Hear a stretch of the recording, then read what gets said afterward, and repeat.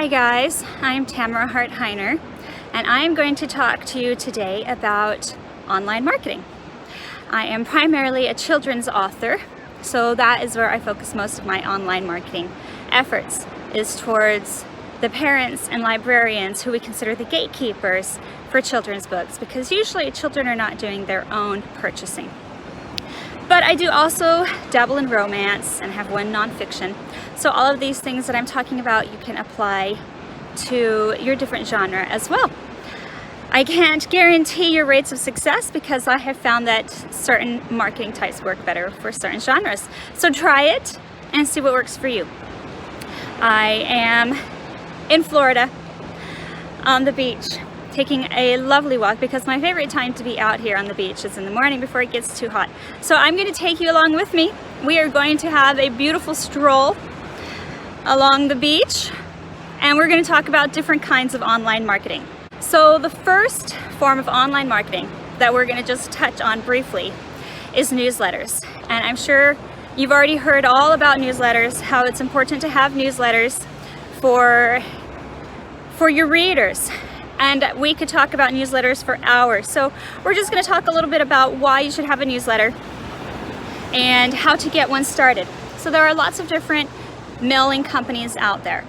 Some of them have beautiful banners, beautiful graphics. Some of them are really easy to use. Some of them require a little bit of knowledge of HTML and more specific things. Some of them provide lots of services. Others, you have to do it all yourself. And the prices reflect that. So you find what works for you. The one I use is MailerLite. And we'll have all the links and all of the references for you at the end of the video. But MailerLite serves my purposes. It's not super expensive. Almost all of these newsletter companies will provide you with free service up to a certain number of subscribers. So if you're just getting started, just pick one.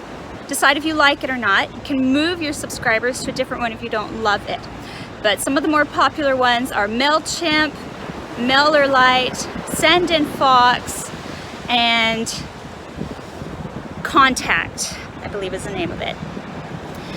Now the next thing is, how do you get your subscribers? There are lots of ways. The best way is organic readers who want to follow your content. And you get these readers by putting links in the backs of your books and on your website and on your Facebook page. They're the people that proactively go and sign up for your newsletter. Now, while they are the best newsletter subscribers, they are also the hardest to get. So a lot of people will use other services to grow their newsletter subscribers. There are different programs, like Ryan Z does group promotions where several different authors get together and do a giveaway. His promotions are very good the first time you use one. After that, you kind of get repeat subscribers. Another really great way is to create a reader magnet, which is a book that you're willing to give away for free in exchange for people to join your newsletter. This reader magnet could be book 2 in the series that they can get for free if they join. Or it could be a prequel or a novella that you don't even post online for sale, and the only way they can get it is by joining your newsletter. There are also places like Story Origin, where you can join group promotions with other authors for free and give away your reader magnet to get your book in front of different eyes, not just the people who have stumbled across you. And once you've gotten these subscribers, you have to figure out what kind of content you're going to send them. And you want to be consistent with this. I send my newsletter out once a week. Some people do it once a month. Whatever it is, you don't want them to forget who you are in between getting your newsletter. That's why I like the weekly option, so they remember who I am. I'm on the forefront of their minds. And you might worry about, oh, I'm going to send too many emails. They're going to unsubscribe. They don't want to hear from me that much. You know what? That's okay. You will end up paying for these subscribers. You don't want to keep them if they're going to not be avid readers and buyers. You want them to give you something in return. Either they're buying your books or they're leaving reviews on your books. You don't just want a fan club of people to communicate with, although that can be fun. So it's okay if they unsubscribe. It's okay if they don't want to continue on your newsletter. The ones that are your super fans will stay, and that's what you want, is your super fans. Now you come up with your content of what you're going to send them, and you want to make sure you keep it close to your brand, whatever that is, as an author. But it's also okay to include personal things. Tell them if you go on a trip. Tell them if you're not feeling well. Tell them if you're really excited about something. They want to get to know you as a person as well as the author. So it's good to mix them up a little bit. So here's my challenge for you. After we've talked about newsletters a little bit.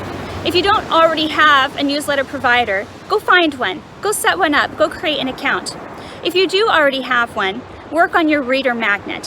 Whatever freebie you're going to give away, whether that's your second book in a series, or you're going to write a short 5,000 word prequel, or something written from a different character's point of view, that you can add as your reader magnet. And then put it somewhere. Story Origin, Book Funnel, Prolific Works. These links will also be at the end of the video for places that you can put your reader magnet to attract subscribers.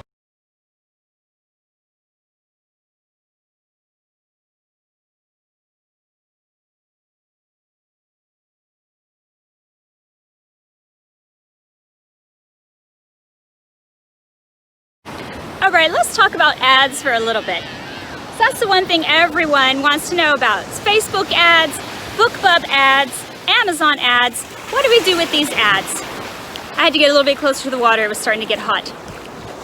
I have tried many ads. I encourage you to give them all a try. You never know what's going to work for you.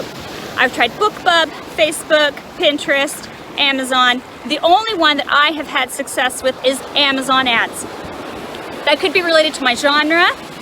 It could be just the luck of the draw. So give them a try. The good thing about Amazon ads, and I think why they work for me, is people are on Amazon already going to purchase something. They don't wander onto Amazon and just be like, oh, I wonder what's here today. They go on Amazon because they're going to buy something. So Amazon does a very good job of studying its purchasers. It knows what people are looking at. It knows what their interests are. It knows what they like. And so when you put your book up to advertise on Amazon, it's going to put that book in front of people who are already buying things similar to that. And this, for me, has proved to be very effective because with millions of books available on Amazon, nobody's going to find my book if I don't advertise it. Now, one of the best things is to put up the first in a series and advertise that book, because even if that ends up costing you more money than you make off that one book, there's read through. At least there should be. People are going to go on to read book 2, book 3, book 4. And the more books you have in the series, the more money you're going to make off of that one Amazon ad. Now, another good thing to pay attention to is your also bots.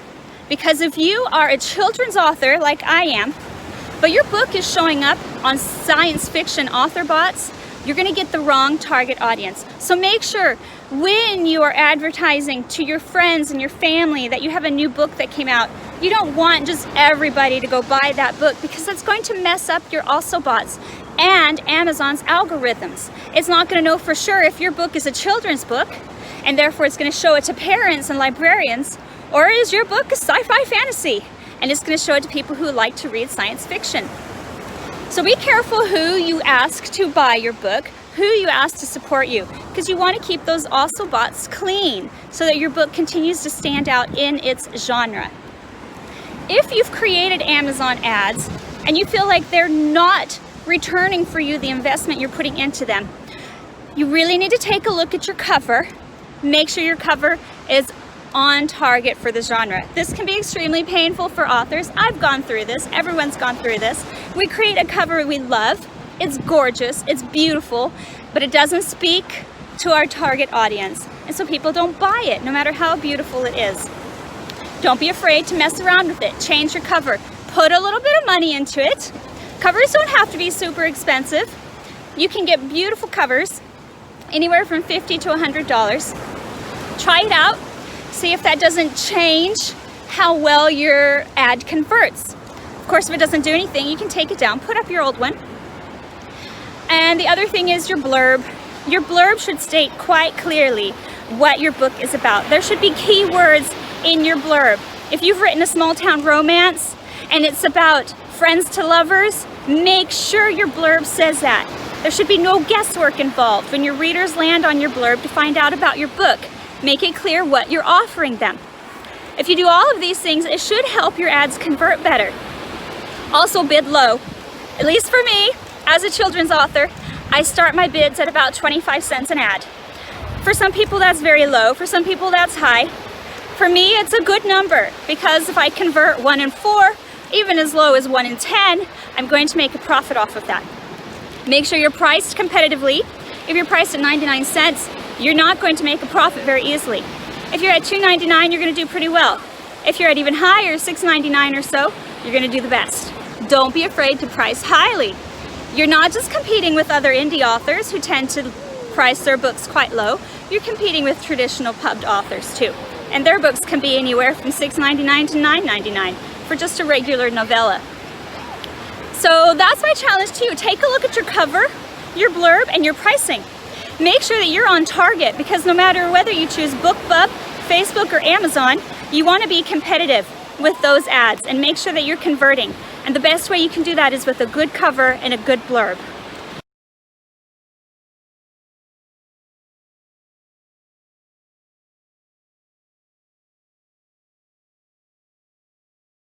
So let's talk a little bit about the different online social media platforms that you can advertise with. There are lots of them. You probably know them better than I do. There's Twitter, Instagram, LinkedIn, Facebook, Pinterest. Honestly, you could spend all of your time marketing on these online networks and never spend any time writing. My suggestion is to pick one. Pick one that works for you, one that's kind of fun for you, and don't devote too much time to it, but make a habit of it. The one I picked is Instagram. I have an alarm on my phone that goes off every day, Monday through Friday. Those are my work days. And I have a post ready for Instagram. I post daily, Monday through Friday. Usually, this post is about one of my books. Either a new translation, a new cover, a picture of me holding the paperback. If one of them's on promotion, I'll include that information about the promotion. You can also include highlighted parts of your book from the Kindle app and put them in a nice little square, pretty picture. And of course, from time to time, I include personal family life. And I just call it, this is my author life. It's not just writing. Sometimes I'm with my family. Sometimes I'm doing things outside. And all of these things go up onto my Instagram profile. The key thing about Instagram is hashtags. You want to use the hashtags that are popular, like Bookstagram or Free Kindle Books or My Author Life, so that you find people interested in those kinds of books. I keep all of my hashtags in a separate file on my phone because you have to use your phone for Instagram. I think you can put an app on your computer, but that makes it one more step you have to do. So on my phone, I have a file with different genre hashtag groups. So if I'm posting about my romance, I use one set of hashtag groups. If I'm posting about my children's book for boys, I use another set of hashtag groups. If I'm posting about my children's book for girls, there's another set of hashtag groups. And that way I can just copy and paste, copy and paste. Now, Instagram only allows you to have 30 hashtags, so choose your hashtags wisely. And again, it's just important to be consistent. When I started doing Instagram, I posted maybe once every 2 months. And so people would follow me, but then they would forget who I was. So I'm trying to build a platform. I want people to remember me. And figure out what your platform is so you can include that in your profile, because your profile is what people click to go to find more information about your books. You can't include links in your Instagram posts. You have to put it in your profile. So in my profile, I have my author's platform, which is writing light into the darkness. I often write about social issues and things that are difficult that children are facing today, real life problems. And so I have that there in my profile. Also in my profile, I use what's called Linktree, which if they click on that link, it takes them to a separate page that has the links of all of my books, so that I'm not constantly having to change which book I'm promoting. Okay, I'll put that link in my profile. Now I'm promoting a different book. Okay, I'll put that link in my profile. I don't have to do that. I just put it all on the Linktree page and all of my books are there. So my challenge for you, if you don't have an Instagram profile directly related to your author life, create one. If you already have one for family, leave that one alone. You want a separate one. This one's just for you as an author. And then get on there, do a search for a hashtag like Bookstagrammer or Small Town Romance, and start following people. And you just follow a few people and you will get a whole lot more followers. It's incremental. And the more people that follow you, the more people are gonna know about when you have a new book come out, and they're gonna cheer you on and they're gonna root for you. And this is free. And it only takes 5 minutes of your day. So even if you don't see the results right away, it's not going to be something that is time consuming or costly.